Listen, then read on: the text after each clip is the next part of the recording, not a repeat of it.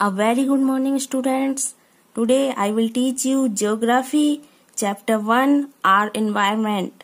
In this chapter, I will explain following topics: what is environment, types of environment, major domains of an earth, what is ecosystem, and how can we conserve our environment. So, let's start with this topic.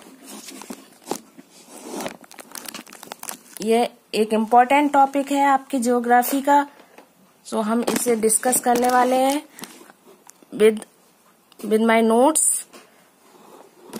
Read carefully and watch this video carefully. Geography Chapter 1, Our Environment. जैसा कि मैंने आपको बताया, in this chapter I will tell you about what is environment, types of environment, major domains of the earth. So first I will tell you what is environment.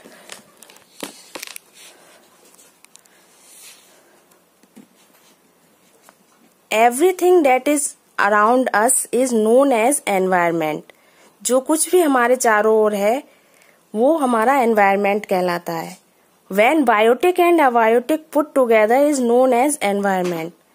जब biotic और abiotic दोनों components मिलकर जिस चीज का निर्माण करते हैं वो हमारा एनवायरमेंट कहलाता है. आप इस डायग्राम को देख रहे हैं, बायोटिक और अबायोटिक डायग्राम है. ये एक मैंने बनाया है. इसमें अबायोटिक एनवायरमेंट को के टू इम्पोर्टेंट जो कंपोनेंट्स होते हैं, टू मेन, वो होते हैं अबायोटिक और बायोटिक. अबायोटिक के अंतर्गत आपके नॉन लिविंग एनवायरनमेंट आता है और बायोटिक में लिविंग एनवायरनमेंट आता है. फॉर एग्जांपल, वाटर, लैंड और एयर आपका अबायोटिक में आता है और बायोटिक में आपके आता है ह्यूमन, प्लांट्स और एनिमल्स. मीन्स जो लिविंग थिंग्स होती हैं वो आपकी बायोटिक में आती हैं और जो नॉन लिविंग थिंग्स होती हैं वो आपके अबायोटिक एनवायरनमेंट के अंतर आती हैं. तो आपने देखा कि what is environment. Everything that is around us is known as environment. जो कुछ हमारे चारों ओर हमें जो घेरे हुए हैं वो हमारा एनवायरनमेंट है. नाउ ये क्लियर हो गया आपको. Abiotic plus biotic equal environment. Now there are two types of environment, natural environment and man made environment. जो नेचुरल एनवायरनमेंट है उसके अंदर हमारे बायोटिक और अबायोटिक दोनों तरह के आते हैं.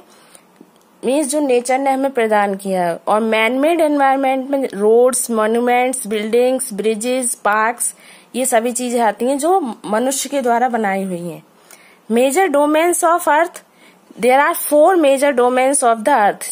4 मेन अर्थ की डोमेन्स हैं. कौन कौन सी हैं? नंबर 1, लिथोस्फीयर, इसे लेयर ऑफ लैंड कहा जाता है. हाइड्रोस्फीयर, इसे लेयर ऑफ वाटर कहा जाता है. एटमॉस्फेयर, इसे लेयर ऑफ एयर कहा जाता है. बायोस्फीयर, इसे लेयर ऑफ लिविंग थिंग्स कहा जाता है. ये आप डायग्राम देख रहे हैं, लैंड, एयर और वाटर, ये तीनों कंपोनेंट्स मिलकर जहां पर इन तीनों कंपोनेंट्स का मिक्सचर जो होता है वो क्या कहलाता है? इकोसिस्टम.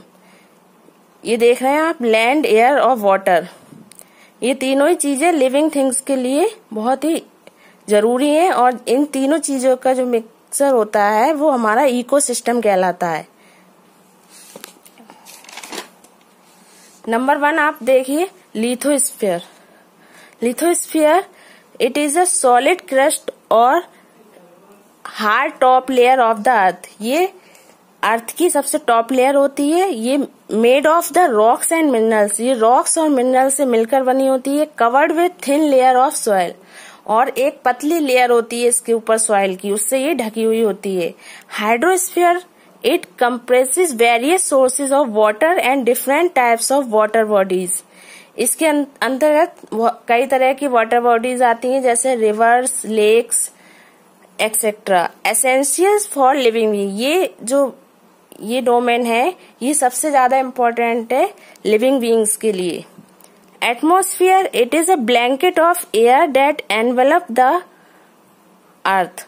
ये एक तरह का ब्लैंकेट के रूप में कार्य करता है। हमारे एटमॉस्फेयर जो है वो ब्लैंकेट की तरह हमें ढके हुए है। Gravitational force of earth hold the atmosphere around it. और एक फोर्स है ग्रेविटेशनल फोर्स जो होती है वो अर्थ को पकड़े हुए है। It protects us from harmful UV rays. ये अल्ट्रावायलेट किरणों से जो कि हार्मफुल है हमारे लिए, उससे हमारा बचाव भी करती है atmosphere.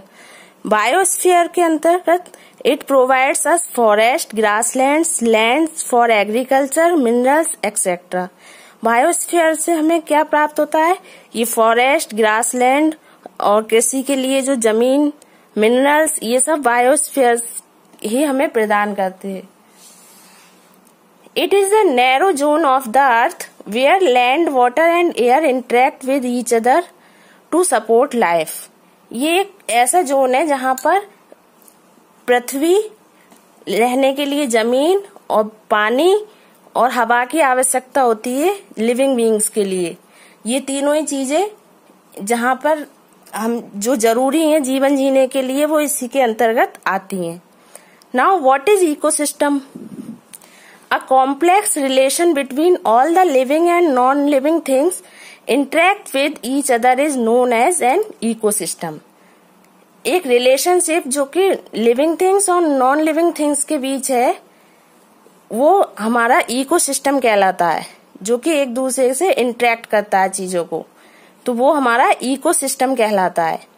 Now how can we conserve our environment? हम अपने एनवायरमेंट को किस तरह से कंजर्व करते हैं, मतलब किस तरह से हम उसको सुरक्षित रख सकते हैं एनवायरमेंट को। हम ये आप देख रहे हैं द बैलेंस किस तरह से हम बना सकते हैं एनवायरमेंट के साथ। The balance in nature can be maintained by the following 3 R's। 3 R का सिस्टम आप देख रहे हैं इसमें। इसके द्वारा हम जो एनवायरमेंट है हमारा उससे बैलेंस बना सकते हैं। Number 1 reduce, number 2 reuse, number 3 recycle. 3 R's का क्या मतलब है? Reduce, reuse and recycle. ये डायग्राम आप बना भी सकते हैं, इसकी मदद से आप समझ सकते हैं इजीली कि हमें कम यूज करना चाहिए। हमारे जो नेचुरल चीजें हैं उनका कम से कम यूज करें, उसका दोबारा यूज करना सीखना चाहिए कैसे कर सकते हैं, और उनसे हम और क्या क्या चीजों का निर्माण कर सकते हैं, ये चीजें हमें सीखनी चाहिए, तभी हम अपने एनवायरमेंट को बचा सकते हैं। Now this topic is finished. Now we will meet again in our next video. So thank you, have a nice day.